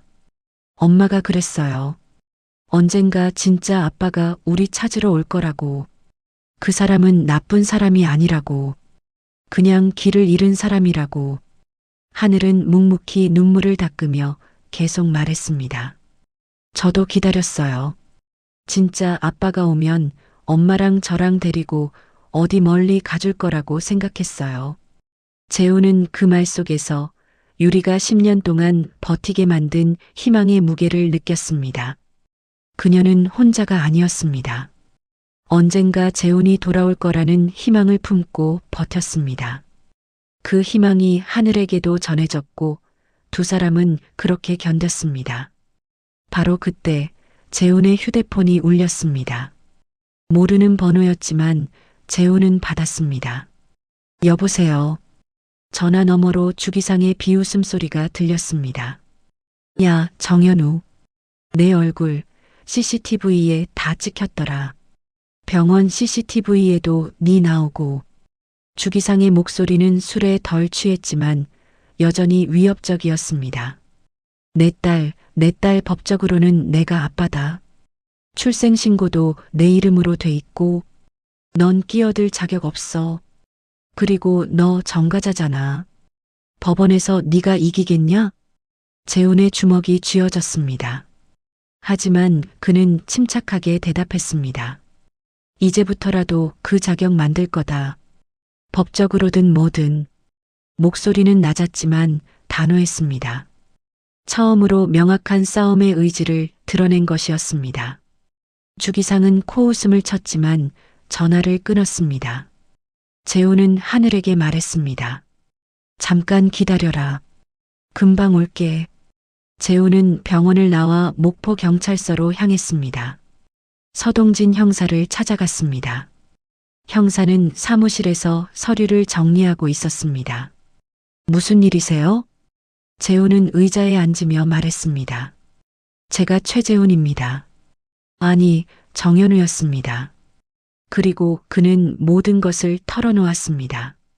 자신의 전과, 조직 생활, 주기상과의 과거, 유리와의 관계, 하늘이 자신의 친딸이라는 사실, 모든 것을. 서동진 형사는 듣고 나서 한숨을 쉬었습니다. 당신 전과 있는 거 양육권 싸움에서 분명 불리합니다. 폭행, 상해 법원에서 좋게 안 봐요. 형사는 솔직했습니다. 하지만 냉정하지만은 않았습니다. 그리고 재개발 조합에서 이미 주기상이 로비를 하고 있다는 소문도 있어요. 돈 쓰면서 자기 편 만들고 있다는 얘기도 들려요. 재우는 그 말을 듣고도 물러서지 않았습니다. 그래도 최소한 이 집에서 이 아이를 떼어내야 합니다. 내가 욕먹고 감옥을 더 살더라도. 서동진 형사는 재훈의 눈을 똑바로 봤습니다. 그 눈에는 진심이 있었습니다. 형사는 고개를 끄덕였습니다. 알겠습니다. 그럼 우리도 도와줄 테니 대신 법 어기지는 마세요. 주먹 쓰면 당신만 손해입니다. 재훈은 주머니에서 낡은 사진을 꺼냈습니다. 어머니 제사상 앞에서 찍은 사진이었습니다. 그는 그 사진을 보며 중얼거렸습니다. 내 엄마가 그랬어요. 나만은 자기 아버지처럼 살지 말라고. 형사는 그 사진을 보고 재훈의 어깨를 두드렸습니다. 저녁 무렵 재훈은 병실로 돌아왔습니다. 유리는 침대에 반쯤 일어나 앉아 있었고 하늘은 옆에서 그림책을 읽어주고 있었습니다. 재훈은 유리에게 다가가 말했습니다. 도망치지 않을게. 이번엔 끝까지 옆에 있을게. 유리는 재훈을 오랫동안 바라봤습니다. 그리고 씁쓸하게 웃으며 말했습니다. 너는 늘 그렇게 말만 했지. 근데 이번엔 믿어볼게. 하늘을 위해서. 그날 밤 재훈은 하늘을 데리고 병원 1층 매점으로 갔습니다. 두 사람은 삼각김밥과 바나나 우유를 샀습니다. 매점 밖 벤치에 앉아 함께 먹었습니다. 재훈은 김밥을 한 입 베어 물고 조심스럽게 말했습니다. 하늘아, 아빠가 될 수 있도록 노력해 볼게. 하늘은 김밥을 먹다 말고 재훈을 봤습니다. 그리고 천천히 웃었습니다. 어둠 속에서도 밝은 미소였습니다. 유리가 퇴원할 수 있을 정도로 회복되었습니다. 열흘 만이었습니다. 붕대는 풀렸지만 멍은 아직 남아 있었고 걸을 때 조금 비틀거렸습니다. 하지만 눈빛만큼은 예전보다 살아 있었습니다. 세 사람은 목포 중앙시장 근처 낡은 집 대신 하당 쪽 작은 전세 빌라를 계약했습니다. 2층 집이었고 방 2개에 거실과 주방이 있는 20평 남짓한 집이었습니다. 보증금은 4천만 원. 그중 절반은 재훈이 지난 몇 년간 모아둔 돈이었고 나머지는 서동진 형사가 연계해준 경찰 상담소와 긴급복지 지원금으로 충당했습니다. 이사 첫날 하늘은 현관문을 열고 집안을 둘러보며 믿기지 않는다는 표정을 지었습니다. 우리 집이에요? 진짜? 목소리는 떨렸고 눈은 반짝였습니다. 재훈은 고개를 끄덕이며 하늘의 머리를 쓰다듬었습니다. 그래, 우리 집이다. 집은 크지 않았습니다. 하지만 벽에는 구멍이 없었습니다. 깨진 접시도, 피 묻은 수건도, 술병도 없었습니다. 술 냄새 대신 페인트 냄새가 났습니다. 새로 칠한 하얀 벽에서 희미하게 풍기는 냄새였습니다. 그것만으로도 충분히 달랐습니다. 재호는 공구 상자를 열고 작은 화분 선반을 벽에 달았습니다. 드릴로 구멍을 뚫고 나사를 받고 선반을 고정했습니다. 그 위에 하늘이 고른 작은 다육이 화분 3개를 올렸습니다. 초록색 잎이 햇빛을 받아 반짝였습니다. 하늘은 색종이를 꺼내 종이약을 접기 시작했습니다. 작은 손이 능숙하게 움직였고 얼마 지나지 않아 형형색색의 종이약 10마리가 완성되었습니다. 하늘은 그것을 실에 꿰어 창가에 매달았습니다.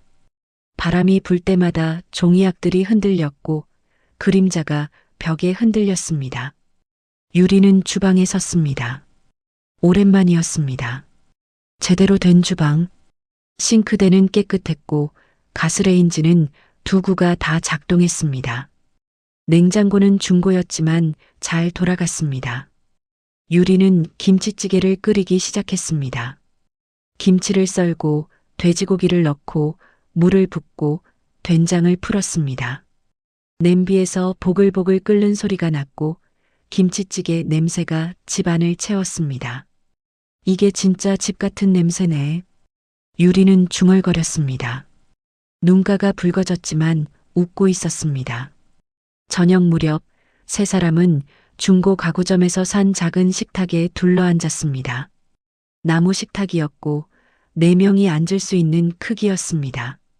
탁자 다리 하나가 조금 짧아서 흔들렸지만 신문지를 접어 받쳐 놓으니 괜찮았습니다. 밥그릇 3개, 김치찌개, 계란말이, 그리고 시금치나물이 식탁 위에 올라왔습니다. 소박했지만 따뜻했습니다. 하늘이 주방에서 종이컵 3개를 들고 나왔습니다. 냉장고에서 보리차를 꺼내 컵에 따랐습니다. 갈색 보리차가 컵을 채웠고 하늘은 조심스럽게 컵을 하나씩 앞에 놓았습니다. 엄마, 아빠, 건배하자. 하늘이 환하게 웃으며 컵을 들어 올렸습니다. 재훈과 유리도 컵을 들었습니다. 3개의 종이컵이 부딪혔고 보리차가 조금 튀었습니다. 건배.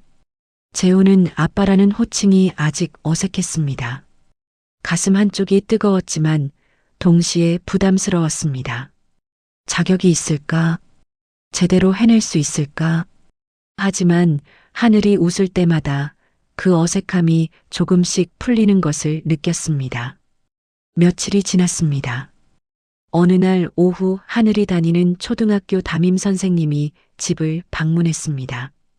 30대 중반쯤 되어 보이는 여선생님이었고 가방에는 학생 명부가 들어 있었습니다. 선생님은 거실 소파에 앉아 하늘의 학교 생활을 설명했습니다. 하늘이가 그동안 학교에서 늘 졸려하고 집중을 잘 못했어요. 숙제도 자주 안 해오고요. 그래서 걱정했는데 선생님은 잠시 멈췄다가 웃으며 말을 이었습니다. 요 며칠 표정이 정말 밝아졌어요. 친구들이랑도 더 많이 놀고 수업 시간에도 손을 들고요. 뭔가 좋은 일이 있었나 봐요. 유리는 그 말을 듣고 눈물이 글썽였습니다. 하지만 하늘 앞에서는 웃는 얼굴을 유지했습니다. 손으로 눈가를 슬쩍 닦으며 네, 감사합니다 하고 대답했습니다. 선생님이 돌아간 후 유리는 하늘을 꼭 안았습니다. 아이의 머리에 얼굴을 묻고 한참 동안 그대로 있었습니다. 재호는 아침마다 하늘을 학교까지 데려다 주었습니다. 목원 초등학교는 집에서 10분 거리였습니다. 트럭 조수석에 하늘을 태우고 학교 앞까지 갔습니다. 하늘은 내리면서 아빠 다녀올게요 하고 인사했습니다. 그 인사를 들을 때마다 재훈의 가슴이 뜨거워졌습니다. 학교에서 돌아오는 길에 재훈은 중앙시장에 들렀습니다. 이전처럼 식자재 납품 일을 이어갔습니다. 상인들은 그를 보며 말했습니다. 사장님, 요새 얼굴이 좋아졌네. 좋은 일 있나 보네. 재훈은 웃으며 대답했습니다. 그냥 잠을 잘 자게 됐습니다. 상인들은 그 말을 이해하지 못했지만 재훈은 진심이었습니다. 밤에 악몽을 꾸지 않았고 술을 마시지 않아도 잠이 왔습니다. 재우는 더 이상 밤마다 술집을 전전하지 않았습니다.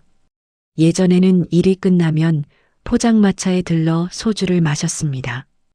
혼자 마시고 혼자 취하고 비틀거리며 원룸으로 돌아갔습니다. 하지만 이제는 달랐습니다. 퇴근하면 바로 집으로 향했습니다. 하늘이 기다리고 있었고 유리가 저녁을 준비하고 있었습니다. 저녁 식사 후 재우는 하늘의 숙제를 봐주었습니다. 수학 문제집을 펼치고 곱셈을 설명했습니다. 26 곱하기 3은 6이고 36 18이제. 하늘은 고개를 끄덕이며 공책에 답을 적었습니다. 재우는 그 모습을 보며 중얼거렸습니다. 나도 학교 좀 제대로 다닐걸? 하늘이 웃으며 물었습니다. 아빠는 공부 못했어요? 못한 정도가 아니라 안 한 거지. 재우는 씁쓸하게 웃었습니다. 유리는 집 근처 반찬 가게에서 파트타임 일을 시작했습니다. 오전 9시부터 오후 2시까지 하루 5시간씩 일했습니다. 김치를 담그고 나물을 무치고 손님을 응대했습니다. 반찬 가게 사장은 60대 할머니였고 유리의 일하는 모습을 보더니 말했습니다. 손이 빠르고 성실하네. 정규직으로 할래? 유리는 그 제안에 눈물이 날 것 같았지만 참으며 대답했습니다. 감사합니다. 열심히 하겠습니다. 어느 주말 오후 세 사람은 함께 목포항 방파제를 걸었습니다. 햇살은 따뜻했고 바닷바람은 시원했습니다. 갈매기들이 하늘을 날았고 멀리 배들이 떠 있었습니다. 재훈과 유리는 예전에 꿈을 이야기하던 자리를 지나갔습니다. 방파제 끝 빨간 등대 아래 15년 전 두 사람이 앉아서 서울 이야기를 하던 자리였습니다. 하늘이 물었습니다. 여기서 뭐 했어요? 유리가 웃으며 대답했습니다. 서울 가고 싶다고 떠들었지. 재훈이 덧붙였습니다. 그리고 네 이름 이야기도 했고. 하늘은 눈을 동그랗게 뜨며 말했습니다. 그러니까 제가 그때부터 예정된 사람이었네요? 하늘이 장난스럽게 웃었습니다. 재훈과 유리는 서로를 쳐다보며 웃었습니다. 그리고 동시에 고개를 끄덕였습니다. 그런가 보다. 바로 그 순간 멀리서 누군가의 그림자가 세 사람을 향해 다가오다 멈춰 섰습니다. 검은 옷을 입은 남자였고 담배를 피우며 이쪽을 노려보고 있었습니다. 재훈은 그 시선을 느꼈습니다. 몇 년이 흘렀습니다. 목포하당 신도시 쪽 조금 더 넓어진 아파트 단지였습니다. 20층짜리 건물들이 줄지어 서 있었고 아래로는 작은 공원이 보였습니다. 아침 햇살이 아파트 베란다를 비췄고 새들이 지저귀는 소리가 들렸습니다. 12층 현관문이 열리고 젊은 여성이 책가방을 메고 나왔습니다. 하늘이었습니다. 교복 대신 청바지에 후드티를 입고 있었고 어깨에는 대학생 책가방이 걸려 있었습니다. 19살이 된 하늘은 키도 크고 얼굴도 성숙해졌습니다. 하지만 여전히 밝은 미소는 그대로였습니다. 현관 옆 신발장에는 하늘의 하얀 운동화 옆에 누렇게 때 묻은 안전화 한 켤레가 놓여 있었습니다. 재훈의 것이었습니다. 거실에서는 재훈이 출근 준비를 하고 있었습니다. 남색 작업복을 입고 안전모를 손에 들고 있었습니다. 지금 재훈은 건설 현장 안전관리 담당 직원으로 일하고 있었습니다. 과거에는 사람을 때리던 손으로 이제는 사람을 지키는 일을 하고 있었습니다. 현장을 돌며 안전 위반 사항을 체크하고 작업자들에게 주의를 주고 사고를 예방하는 일. 과거와는 정반대의 역할이었습니다. 재훈은 출근하기 전 거실 장식장 위 작은 액자를 바라봤습니다. 액자 속에는 네 사람이 함께 찍은 사진이 있었습니다. 재훈, 유리, 하늘, 그리고 작은 유골함이 놓인 재단 앞에서 웃고 있는 세 사람. 유골함에는 재훈 어머니의 위패가 세워져 있었습니다. 몇 년 전 제대로 된 장례를 치러드린 날의 사진이었습니다. 재훈은 사진 속 어머니를 보며 잠시 묵념했습니다. 그리고 작게 속삭였습니다.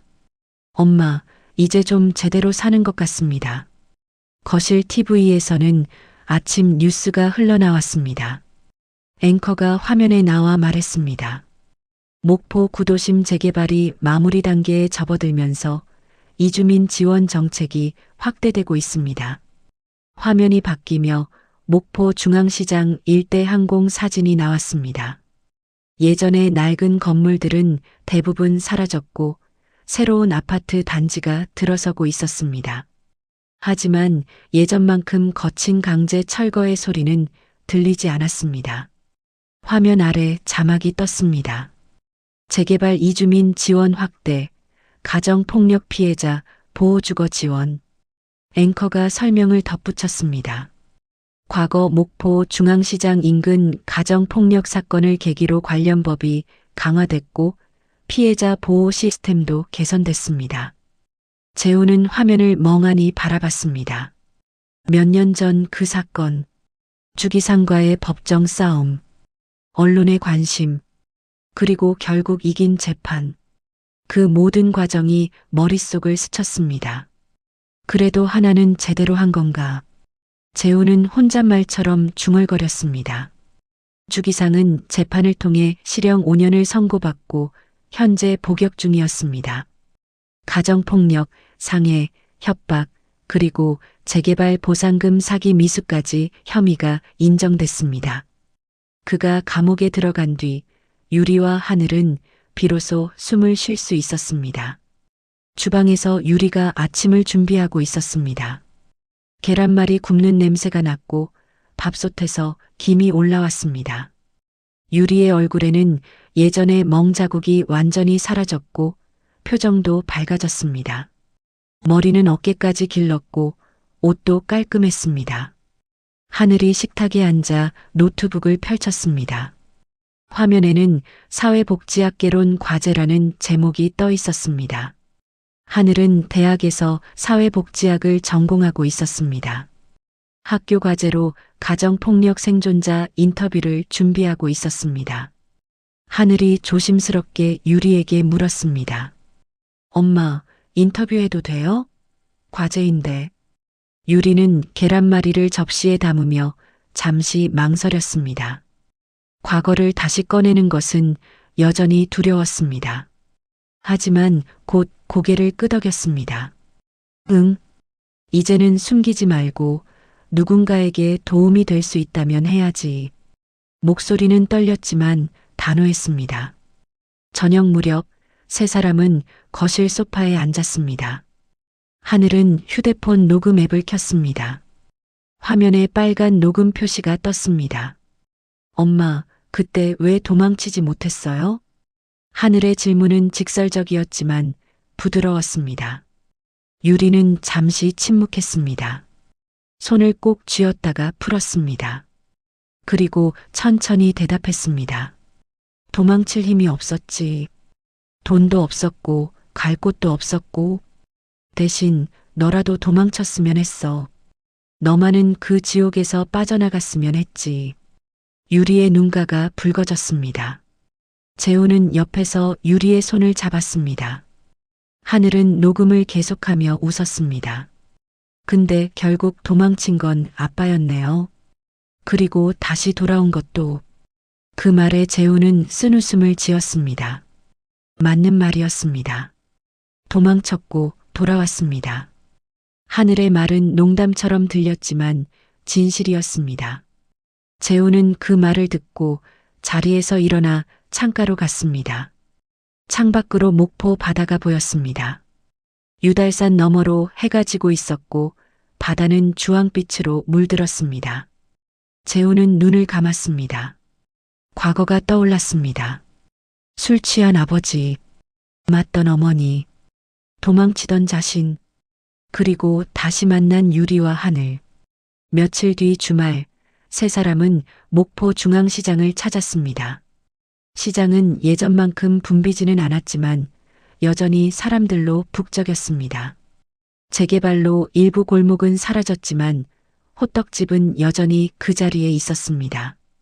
김복녀 사장의 호떡집이었습니다. 간판은 새로 바뀌었지만 맛은 그대로였습니다. 세 사람은 호떡 3개를 샀습니다. 김이 모락모락 나는 호떡을 손에 들고 시장 골목을 걸었습니다. 하늘이 호떡을 한 입 베어 물며 말했습니다. 이제 여기 우리 집 앞마당 같은 느낌이네요. 재우는 하늘과 유리를 바라봤습니다. 두 사람은 호떡을 먹으며 웃고 있었습니다. 행복해 보였습니다. 재우는 잠시 생각하다가 말했습니다. 어쩌면 우리 인생도 이렇게 다시 구워지는 건지도 모르겠다. 유리가 재훈의 손을 잡았습니다.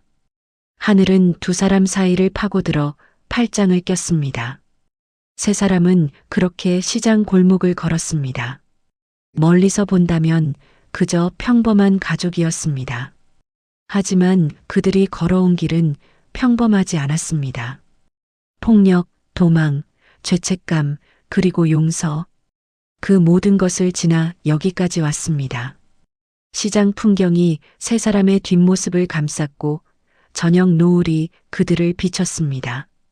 그 장면은 서서히 멀어졌고 소리도 작아졌습니다.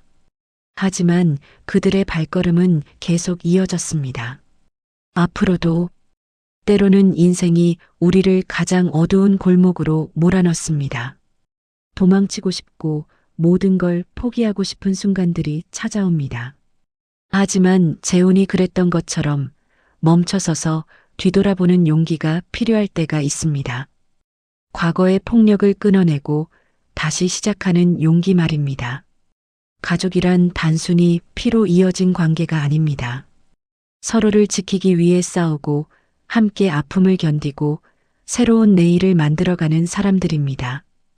오늘 이야기가 누군가에게는 작은 위로가, 누군가에게는 변화의 용기가 되었으면 좋겠습니다. 여러분의 응원이 더 좋은 이야기를 만듭니다. 구독과 좋아요 버튼으로 함께 해주세요. 그리고 댓글로 여러분의 생각을 나눠주시면 감사하겠습니다. 다음 이야기에서 또 만나요.